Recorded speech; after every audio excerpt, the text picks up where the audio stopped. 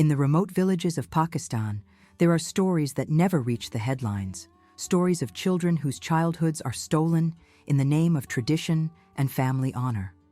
Stories of little girls who become wives before they even understand what marriage means. I was 9 years old when they put henna on my hands and dressed me in red. My mother told me I was becoming a woman that day. I didn't understand why she was crying. What happened to Fatima Nazir isn't just a cultural tragedy, it's a story the powerful don't want you to hear.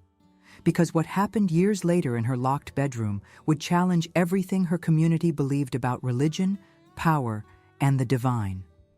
They call it child bride trafficking in international courts, but in remote Pakistani villages, they call it tradition. For Fatima, it was a death sentence. Until the night everything changed. The night when a figure of light appeared at the foot of her bed and spoke her name. The story you're about to hear has been verified by multiple sources, including aid workers and religious freedom monitors in Pakistan. But powers both political and religious have worked to silence testimonies like Fatima's. That's why our channel, Jesus Intervened, exists, to document the living reality that Christ still performs miracles today, even in the most closed nations on earth. Hit subscribe right now and turn on notifications because stories like Fatima's need to be heard. Share this video with at least 3 people who need hope today. And stay until the very end, because what happened in that Pakistani village might just be the miracle you've been praying for in your own life. Now, I want to introduce you to Jesus Intervened, where we bring you stories of divine intervention from around the world. Let's begin with who Fatima was before her childhood was stolen. Fatima Nazir was born the 4th daughter in a poor family in rural Pakistan, where girls are often seen as burdens rather than blessings. Her earliest memories were of helping her mother cook, clean, and care for her younger brothers, preparing her for what her family saw as a girl's only purpose: marriage and motherhood. I remember watching boys my age going to school, Fatima later recalled. I begged my father to let me go too. For a few precious months when I was 7, he allowed it. I learned the alphabet, basic numbers. I was so happy. But then he said education would make me a bad wife, and that was the end of my schooling. In her village, marriages were arranged by families, often to settle debts or strengthen alliances between clans. Girls as young as 8 or 9 were commonly betrothed to men decades older, men who could afford to pay a bride price. When Fatima turned 9, her father lost a significant amount of money in a failed business venture. Facing debt and potential shame, he made a decision that would forever alter his daughter's life. My father came home one night very angry, Fatima explained. He had been drinking, which was forbidden, but common among the men. He told my mother he had solved our financial problems. He had arranged my marriage to Malik Zafar, a man of 45 who owned several textile shops in neighboring villages. Malik had already had 3 wives. 1 had died during childbirth. 2 had been divorced for failing to produce sons.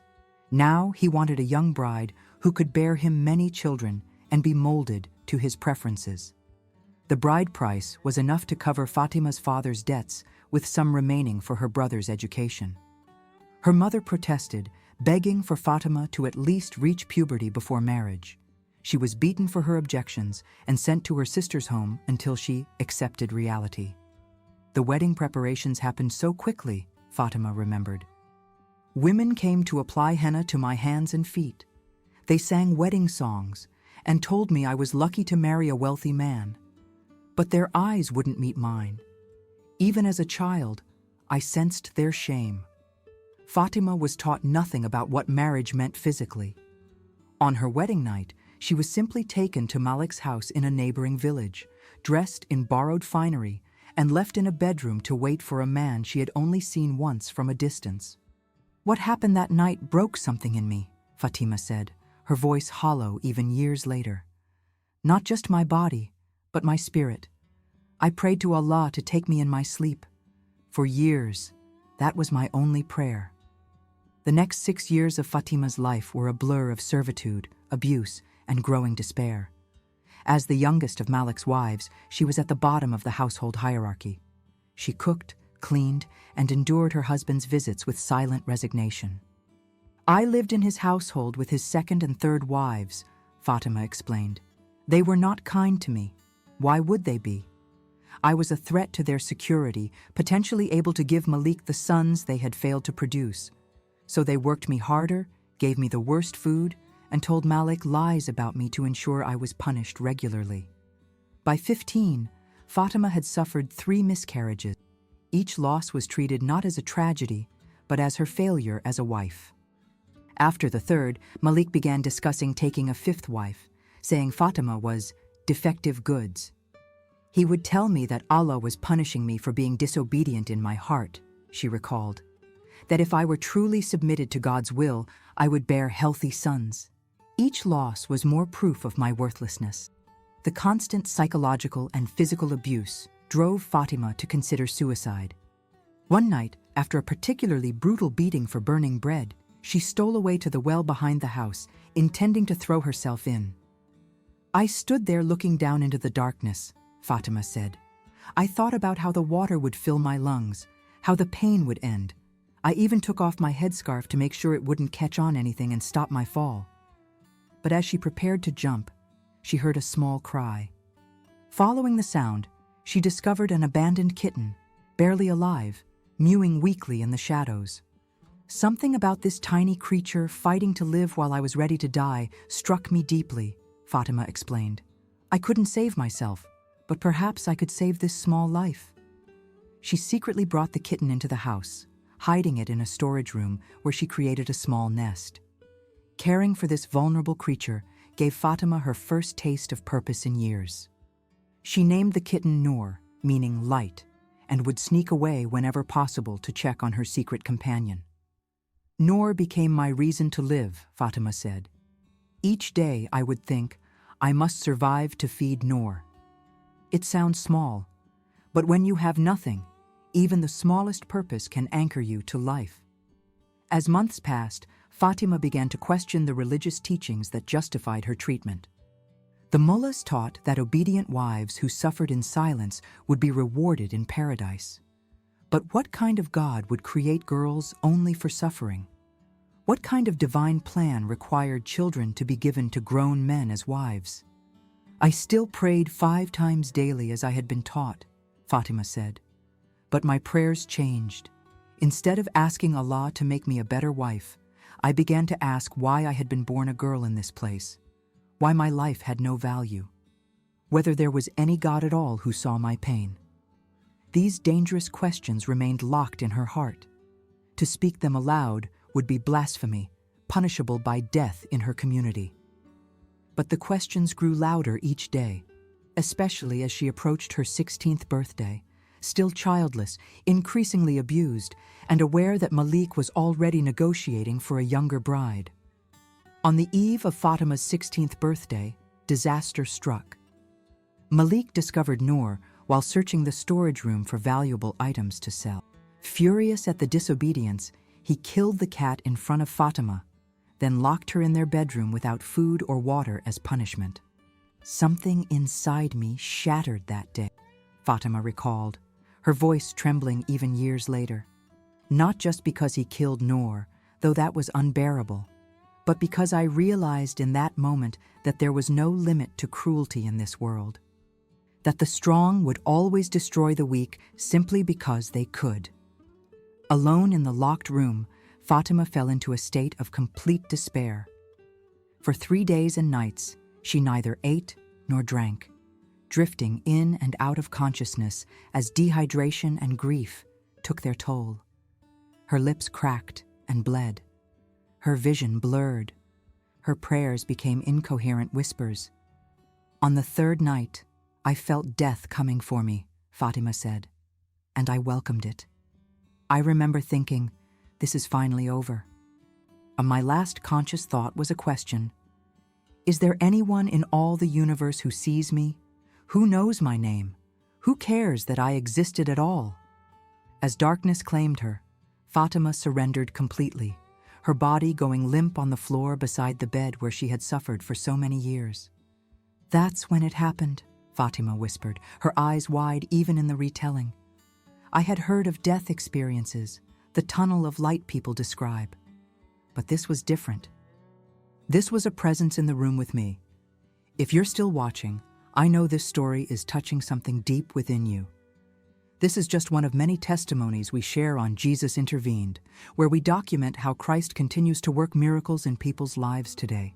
If you haven't done so yet, please subscribe and hit the notification bell so you don't miss our weekly stories of divine intervention. Now, let's continue with what happened next in that dark bedroom. In her state between life and death, Fatima became aware of a soft glow beginning to fill the room. Not like sunlight or lamplight, more like the air itself was becoming luminous. The light didn't hurt her eyes. Instead, it seemed to strengthen her. "At first I thought I was hallucinating from thirst," Fatima explained. But then the light began to take shape. A form appeared at the foot of the bed, the figure of a man, but like no man I had ever seen. The figure was tall, with kind eyes that seemed to contain depths of understanding beyond anything human. He wore simple clothing that glowed with an inner radiance. Most striking were his hands, which bore what appeared to be scars in the centers of the palms. "He spoke my name," Fatima said, her voice hushed in awe. "Fatima," he said, and it was like hearing my true name for the first time. Not as property, not as wife, not as servant, but as a person of value. In his voice was such love that I began to weep. The figure moved closer and knelt beside her. Though she should have been afraid of this stranger, this man in her room, this impossible visitation, Fatima felt only peace in his presence. "Fatima," he said again, "I have seen every tear you have shed. I have felt every pain inflicted on you. Your life matters to me." "Who are you?" Fatima asked, finding her voice. "I am Jesus," he replied simply. "The one they call Isa in your language. I am the truth your heart has been seeking." Fatima was confused. Jesus was a prophet in Islam, respected but not divine. Yet the being before her radiated a power and authority that seemed beyond human. "Jesus is for Christians," she whispered. "I am Muslim." The figure smiled with such compassion that Fatima felt her heart might break from the tenderness of it. "I am for everyone who suffers," he said, "for everyone who seeks truth. I am especially for the forgotten ones, the little ones, those whom the world has thrown away." He reached out and touched her forehead gently. At his touch, Fatima felt a cool rush, like fresh water flowing through her entire body. Her thirst vanished. Her pain subsided. Strength returned to her limbs. "Your life until now has been one of suffering," Jesus told her. "But it is not the end of your story. I have a purpose for you, Fatima. A future where your pain becomes the source of healing for others." He then showed her visions, glimpses of herself in places she didn't recognize, speaking to women and girls who had suffered as she had. She saw herself older, stronger, her eyes clear and confident. She saw herself writing, teaching, sharing her story. "This can be your path," Jesus said. "Not a path of continued bondage, but of freedom. Not of silence, but of speaking truth. Not of submission to cruelty, but of love that heals the brokenhearted." Fatima felt both wonder and fear. "How? I am nothing. I am trapped. If I try to leave, they will kill me." "Watch," Jesus said. And he showed her more visions, specific instructions, names, places, a sequence of events that seemed impossible, yet filled with strange hope. "3 days from now, your chance will come," he said. "You must be ready. You must be brave one last time." Then he reached out both hands and placed them on her shoulders. Fatima felt warmth spreading through her body, as if she were being filled with liquid light. "Remember this moment," Jesus told her, his eyes holding hers. "When doubt comes, and it will come, Remember that you saw me. Remember that I know your name.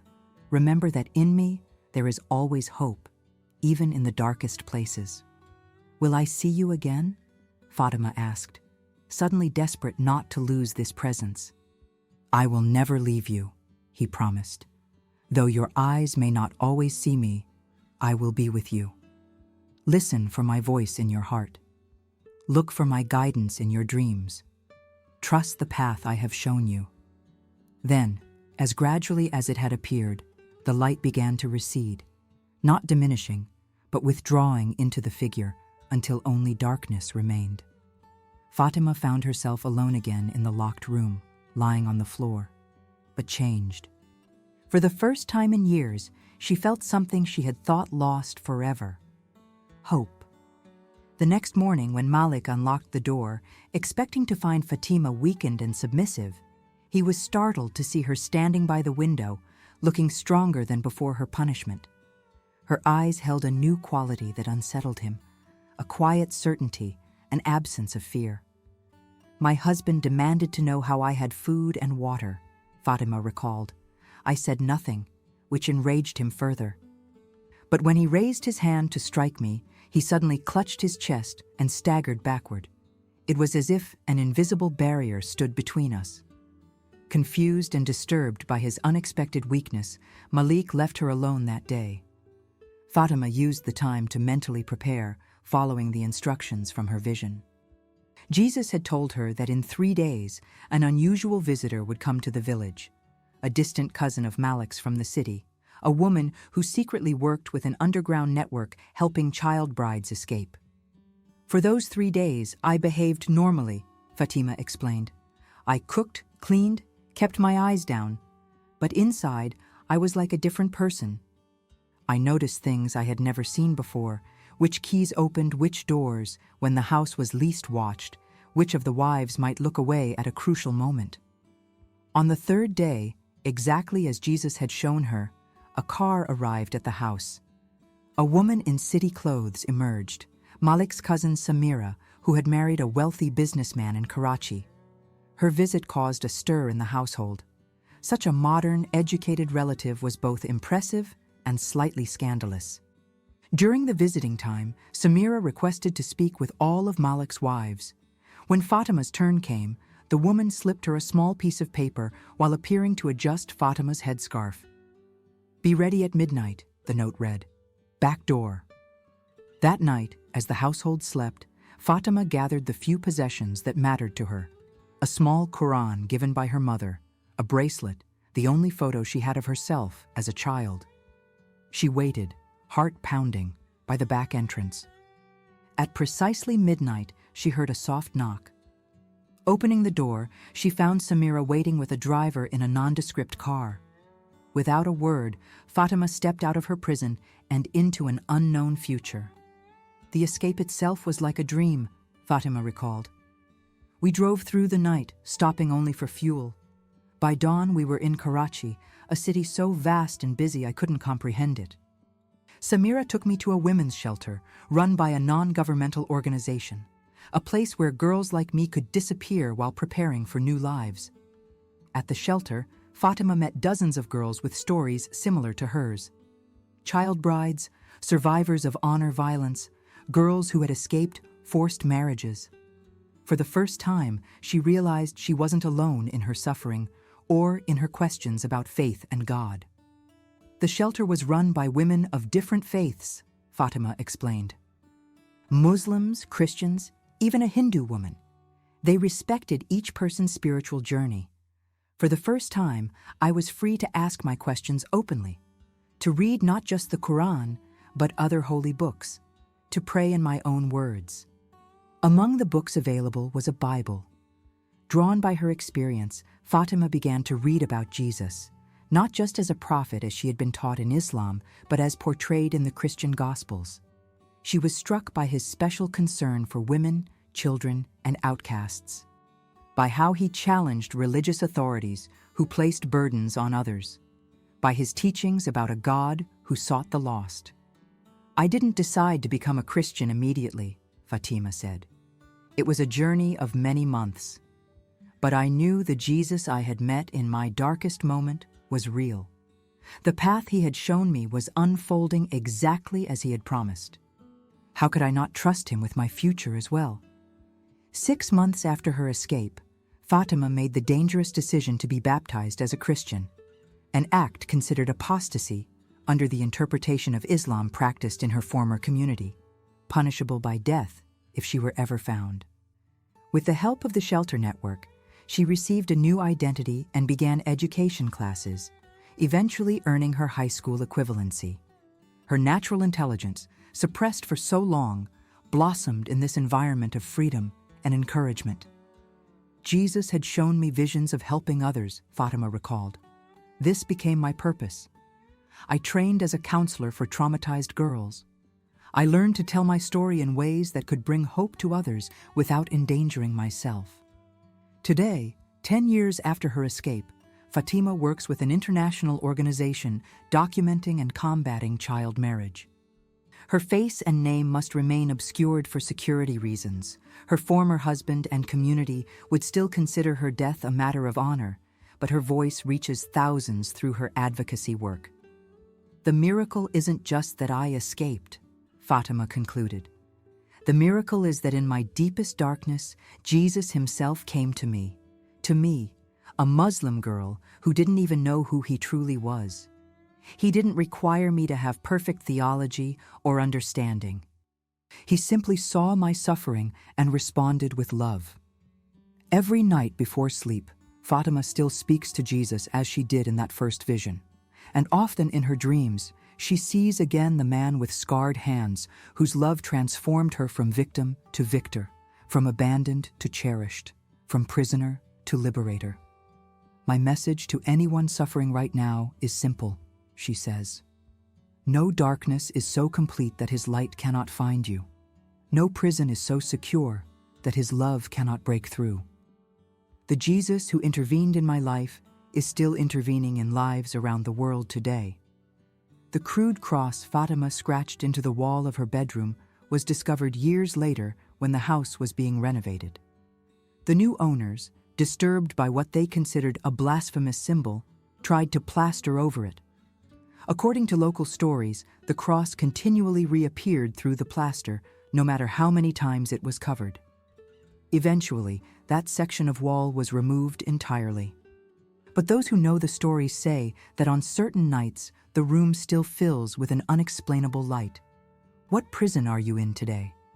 It might not have concrete walls, but it holds you just as surely. The same Jesus who appeared in Fatima's bedroom is reaching out to you right now, ready to intervene in your situation. If this story has touched your heart, please share it with someone who needs hope today. Subscribe to Jesus Intervened for more testimonies of Christ's miraculous work in our world. And remember, no matter how dark your circumstance, Jesus still visits those who call on him. Thank you for watching until the end. This is Jesus Intervened, where we document the living reality that our Savior's work didn't end with ancient history. It continues today in the lives of people just like you.